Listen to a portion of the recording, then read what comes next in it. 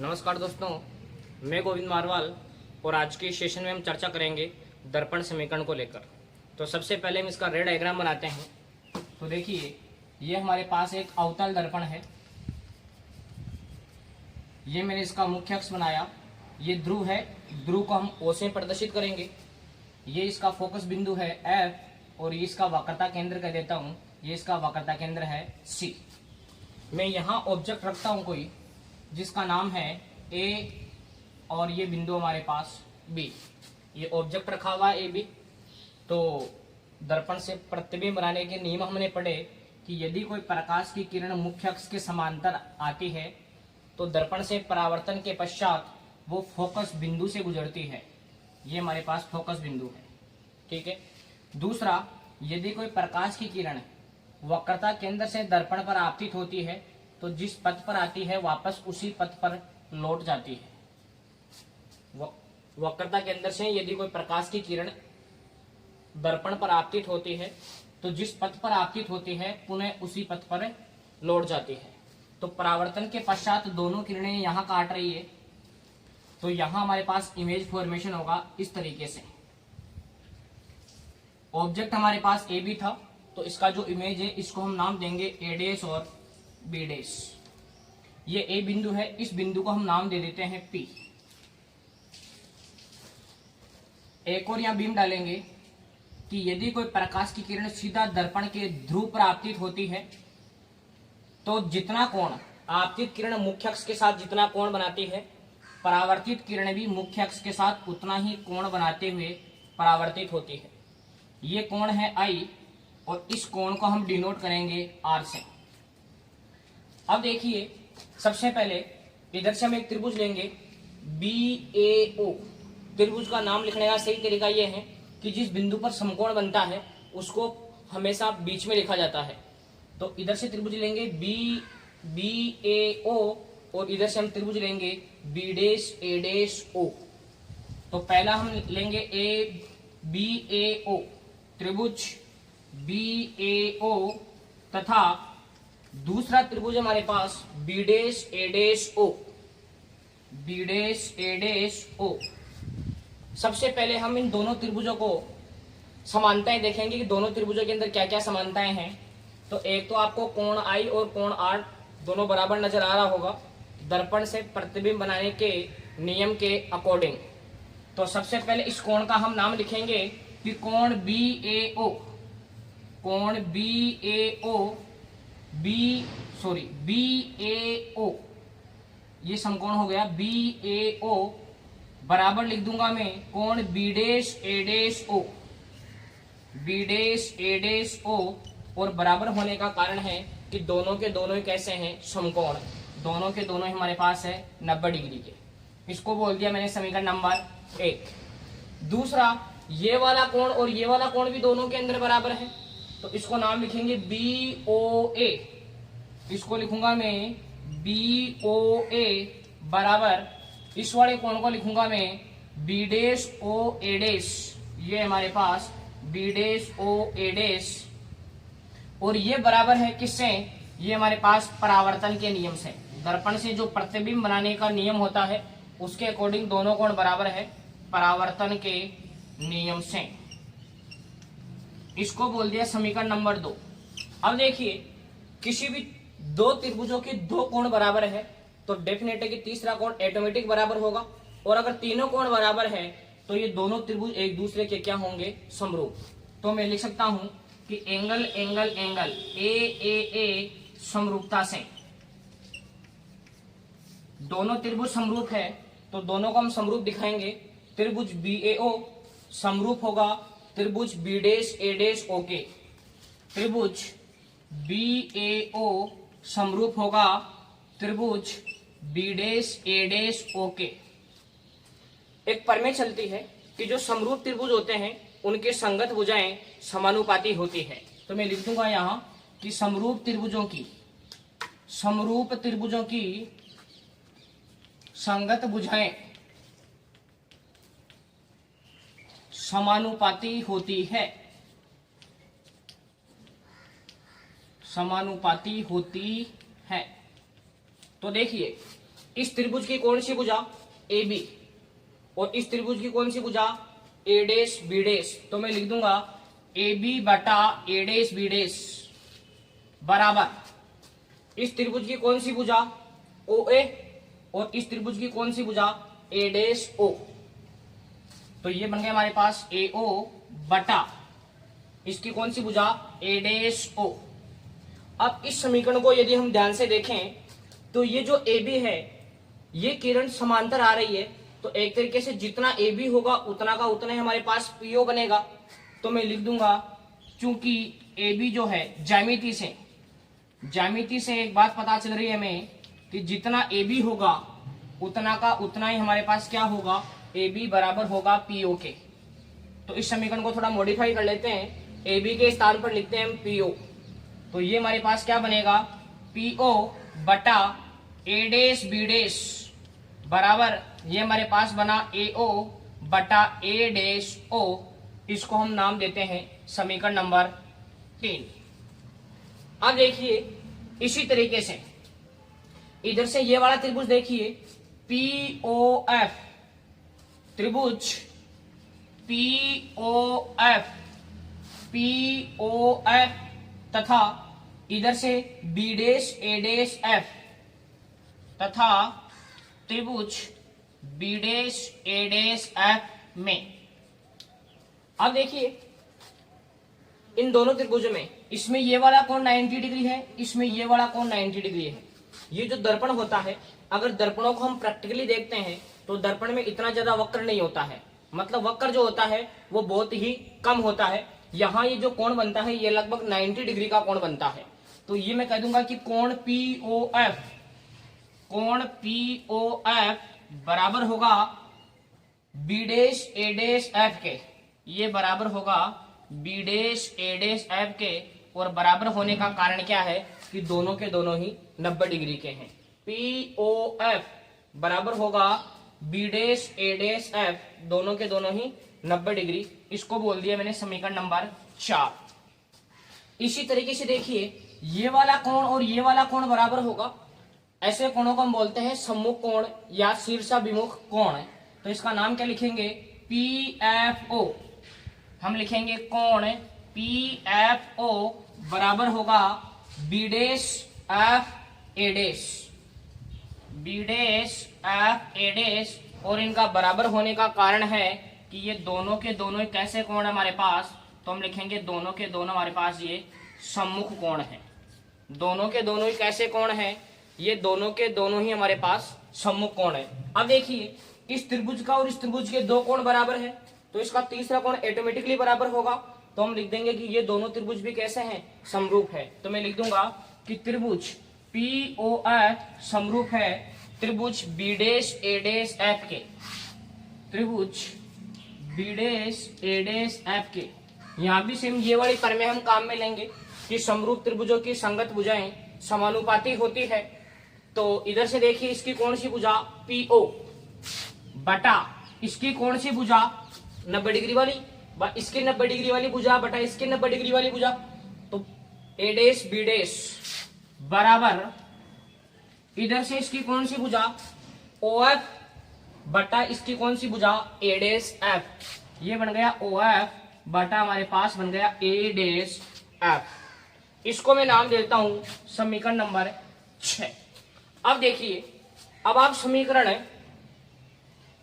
3 और 6 को अच्छे से देखिए, दोनों की लेफ्ट हैंड साइड बराबर है। समीकरण 3 में लेफ्ट हैंड साइड ये और समीकरण 6 के अंदर भी लेफ्ट हैंड साइड ये, दोनों की लेफ्ट हैंड साइड बराबर है। तो हम दोनों की जो राइट हैंड साइड है उसको भी बराबर कर देंगे। तो बराबर करेंगे तो ये हमारे पास क्या बना, AO बटा ए डैश O बराबर हमारे पास बन गया OF बटा ए डैश एफ। अब देखिए दर्पण के लिए एक चिन्ह परिपाटी चलती है। चिन्ह परिपाटी के अकॉर्डिंग जो वस्तु की दूरी होती है उसे हम U से प्रदर्शित करते हैं, प्रतिबिंब की जो दूरी है उसे हम V से प्रदर्शित करते हैं, और जो फोकस दूरी है उसे हम F से प्रदर्शित करते हैं। तो यहां हमारे पास वस्तु की दूरी कौन सी है, वस्तु है हमारे पास AB। दूरियां हमेशा दर्पण के ध्रुव से मापी जाती है, तो वस्तु की दूरी हमारे पास बनेगी OA। वस्तु की दूरी हमारे पास बनेगी OA। मैं लिख देता हूं यहां पर वस्तु की दूरी हमारे पास OA बराबर O से लेकर A तक, ये हमारे पास वस्तु की दूरी है। इसको वस्तु की दूरी को हमेशा U से प्रदर्शित किया जाता है।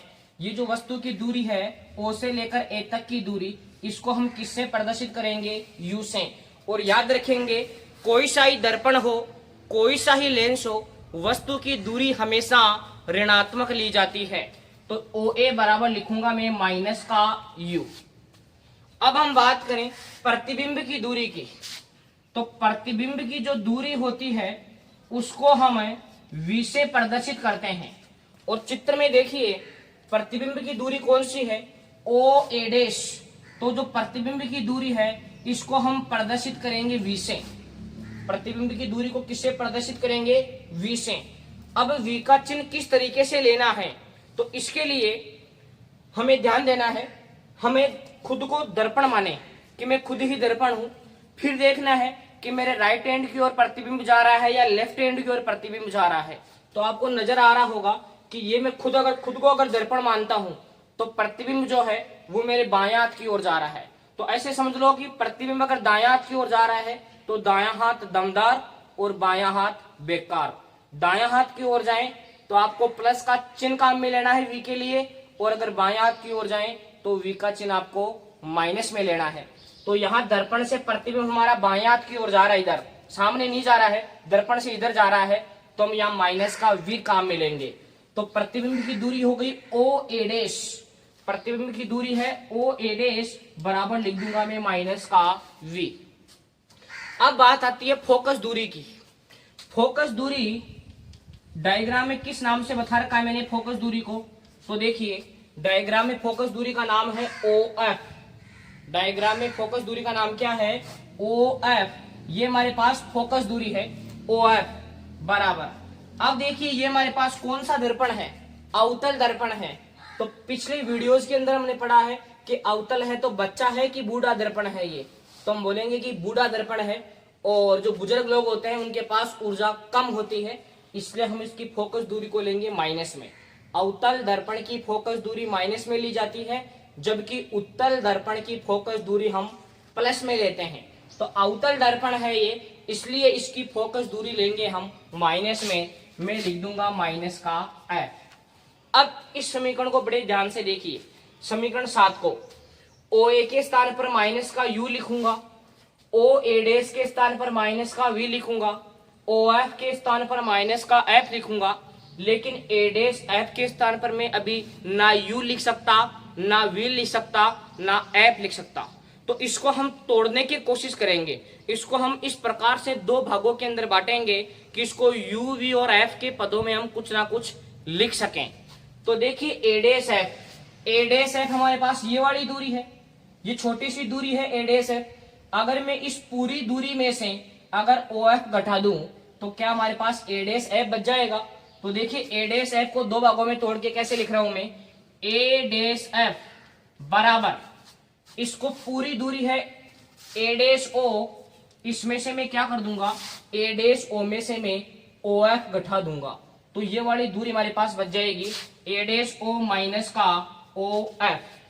ठीक है, तो ये इसको कर दो, ये जो A' F का मान है, ये A' F का मान, ये वाला मान यहां रख देंगे। तो क्या बना? AO बटा A' O बराबर OF बटा A' F। A' F के स्थान पर ये मान लिख दो A' F का। A' F का मान है A' O और माइनस का OF। अब देखिए मान रखते हैं AO के स्थान पर कितना लिखूंगा? Minus U। A' O के स्थान पर कितना लिखूंगा? माइनस का V बराबर OF के स्थान पर कितना लिखूंगा? माइनस का F बटा A' O के स्थान पर कितना लिखूंगा? माइनस का V, ये माइनस है ही है, और OF के स्थान पर लिखूंगा मैं माइनस का F। तो ये माइनस का F लिखूंगा, ये लो माइनस का F। तो यहाँ माइनस से माइनस कैंसिल हुआ, U upon V equal to बना F minus F upon minus का V और ये माइनस माइनस प्लस का F। यहां हम दोनों को क्रॉस मल्टीप्लाई करेंगे तो जो u है वो तो इन दोनों से गुणा हो जाएगा और v जो है वो माइनस के f से गुणा हो जाएगा। तो दोनों को गुणा करते हैं हम, तो u जो है वो तो गुणा हो गया, u गुणा हो गया माइनस का v प्लस के f से, बराबर में लिख दूंगा v गुणा हो गया माइनस f से, तो ये बन गया माइनस का vf। अंदर गुणा करेंगे माइनस uv, इसको अंदर गुणा करेंगे प्लस का uf, बराबर हमारे पास बनेगा माइनस का vf। ये जो समीकरण आई, इस पूरे समीकरण में uvf का भाग देंगे हम, uvf का हम भाग दे देंगे। तो देखिए क्या बनेगा, इसके बटा में uvf लिखता हूं तो माइनस uv अपॉन uvf, यहां भी uf था इसमें भी भाग देंगे, uvf का बराबर माइनस का vf था, इसके अंदर भी हम भाग देंगे uvf। तो ये हमारे पास बनेगा माइनस का 1/f बराबर, यहां से u और f कट जाएगा, सॉरी प्लस का चिन्ह था बीच में, यहां से u और f कट जाएगा तो यहाँ बचेगा 1/v बराबर, यहाँ से v और f कट जाएगा तो यहाँ से हमारे पास बचेगा माइनस का 1/u, या हमारे पास बचा माइनस 1/u। तो हम क्या करेंगे, ये जो 1/v है इसको हम इधर भेज देंगे, तो क्या हमारे पास बनेगा, ये माइनस का 1/f बराबर 1/u था, और ये 1/v उधर जाएगा, बराबर के चिन्ह के अगर उधर जाएगा तो ये भी माइनस का बना देगा 1/v। ठीक है, अब देखिए तीनों जगह माइनस आ रहा है, हम तीनों जगह से माइनस को कैंसिल आउट कर देंगे, तो हमारे पास क्या बनेगा 1/f बराबर 1/u प्लस 1/v। ये जो समीकरण है इसी को हम कहते हैं दर्पण समीकरण, मिरर इक्वेशन। ठीक है, 1/f equal to 1/u plus 1/v। जहां u है ये हमारे पास कहलाती है वस्तु की दूरी, v हमारे पास कहलाती है प्रतिबिंब की दूरी, और f कहलाती है फोकस दूरी। तो इस प्रकार अब हम बात करेंगे आवर्धन क्षमता को लेकर। तो सबसे पहले जानने की कोशिश करेंगे कि आवर्धन क्षमता क्या होती है। तो आवर्धन क्षमता का तात्पर्य होता है कि प्रतिबिंब की ऊंचाई, प्रतिबिंब जो है वो वस्तु की तुलना में बड़ा बन रहा है या छोटा बन रहा है। आवर्धन क्षमता बताती है कि प्रतिबिंब जो है वो वस्तु की तुलना में कितना बड़ा बन रहा है या कितना छोटा बन रहा है। ठीक है, तो आवर्धन क्षमता को हम परिभाषित करते हैं प्रतिबिंब की ऊंचाई और बिंब की ऊंचाई का जो अनुपात है उसी को हम कहते हैं आवर्धन क्षमता। आवर्धन क्षमता किसे कहते हैं, तो हम बताएंगे कि प्रतिबिंब की ऊंचाई तथा बिंब की ऊंचाई, बिंब को ही हम वस्तु भी कहते हैं, प्रतिबिंब की ऊंचाई तथा बिंब की ऊंचाई के अनुपात को हम क्या कहते हैं, आवर्धन क्षमता। तो देखिए आवर्धन क्षमता को हम m से प्रदर्शित करेंगे, तो ये हमारे पास बनेगा स्मॉल m बराबर प्रतिबिंब की ऊंचाई, तो प्रतिबिंब की ऊंचाई हमारे पास a dash b dash upon बिंब की ऊंचाई, बिंब का मतलब वस्तु, वस्तु की ऊंचाई हमारे पास ab। तो यहां हम ab को लेंगे प्लस में, और जो a डैश b डैश है इसको लेंगे हम माइनस में। ध्यान दें, a dash b dash upon ab, a dash b dash upon ab। तो जो a डैश b डैश है इसको तो हम लेंगे माइनस में। मुख्य अक्ष से नीचे की ओर मापी गई दूरियां माइनस में ली जाती है, जबकि मुख्य अक्ष से जो ऊपर की दूरियां होती है वो प्लस में ली जाती है। तो मुख्य अक्ष से नीचे है हमारे पास a डैश b डैश, तो इसको लूंगा माइनस में, और मुख्य अक्ष से जो ऊपर की ओर दूरी है इसको लेंगे हम प्लस में। ठीक है, अब देखिए a dash b dash upon ab, इसके लिए अभी हमने एक समीकरण पढ़ा था। समीकरण क्या पढ़ा था हमने भी, कि ab बटा a डैश b डैश, हमने समीकरण पढ़ा था अभी ab बटा a डैश b डैश बराबर हमने पढ़ा था ao बटा a डैश o। अभी जो हमने दर्पण समीकरण का डेरिवेशन पढ़ा उसमें हमने सीखा ये कि ab बटा a डैश b डैश बराबर ao बटा a डैश o। तो मैं क्या करूंगा, इसकी जगह इसको उल्टा अगर मैं करता हूं, इसको उल्टा करूंगा तो ये बनेगा a डैश b डैश बटा ab बराबर, इसको उल्टा करेंगे तो a डैश o बटा ao। तो ये वाला मान मैं इस समीकरण में रख दूंगा, तो m बराबर माइनस का चिन्ह था, ए डैश बी डैश, इसकी जगह लिख दूंगा ए डैश ओ अपॉन क्या लिख दूंगा मैं ए ओ। अब देखिए ए ओ बराबर हमने लिखा था अभी माइनस का यू, दर्पण समीकरण के अंदर वस्तु की दूरी माइनस में ली जाती है, और ए डैश ओ जो है इसको ये हमारे पास बताएगा v, और लेंगे हम माइनस का v, क्योंकि प्रतिबिंब जो है मेरे लेफ्ट हैंड की ओर बन रहा है। वही चिन्ह परिपाटी है जो हमने दर्पण समीकरण के अंदर काम में ली थी। तो दोनों वैल्यूज में यहाँ रखता हूं, तो m बराबर माइनस बार था, ए डैश ओ की जगह माइनस का v अपॉन ए ओ की जगह मैं लिखूंगा u माइनस का u, तो माइनस से माइनस कैंसिल आउट हो जाएगा, तो m बराबर बना माइनस का v अपॉन u। तो दर्पण से आवर्धन क्षमता का यही फॉर्मूला चलता है, m बराबर माइनस वी अपॉन यू, जहां v है प्रतिबिंब की दूरी, u है वस्तु की दूरी। अब देखिए अगर m का मान हमारे पास माइनस में आ रहा है, m का मान अगर नेगेटिव आ रहा है तो प्रतिबिंब बनेगा वास्तविक और उल्टा। m का मान अगर नेगेटिव है तो प्रतिबिंब बनेगा वास्तविक, और वास्तविक के साथ हमेशा बनता है उल्टा। अगर m की वैल्यू अगर प्लस में आती है, पॉजिटिव आती है, तो प्रतिबिंब बनता है हमारे पास आभासी, और आभासी के साथ हमेशा बनता है सीधा। ठीक है, m का मान माइनस में तो हम कहेंगे कि प्रतिबिंब वास्तविक उल्टा बनेगा। यदि m की वैल्यू अगर प्लस में आ रही है तो हम बोलेंगे कि प्रतिबिंब आभासी और कैसा बनेगा, सीधा बनेगा। साथ ही साथ m की वैल्यू अगर 1 आ रही है तो प्रतिबिंब वस्तु के बराबर बनेगा। प्रतिबिंब जो बनेगा वो बनेगा वस्तु के बराबर। m की वैल्यू अगर 1 से बड़ी आ रही है तो प्रतिबिंब बनेगा वस्तु से बड़ा, प्रतिबिंब बनेगा वस्तु से बड़ा। m की वैल्यू यदि 1 से छोटी आ रही है तो जो प्रतिबिंब बनेगा वो बनेगा वस्तु से छोटा। तो इस प्रकार हमने चर्चा की आवर्धन क्षमता को लेकर। आई होप कि आपको ये वीडियो पसंद आया होगा। आप चैनल को ज़्यादा से ज़्यादा लाइक, शेयर और सब्सक्राइब कीजिए। Thank you.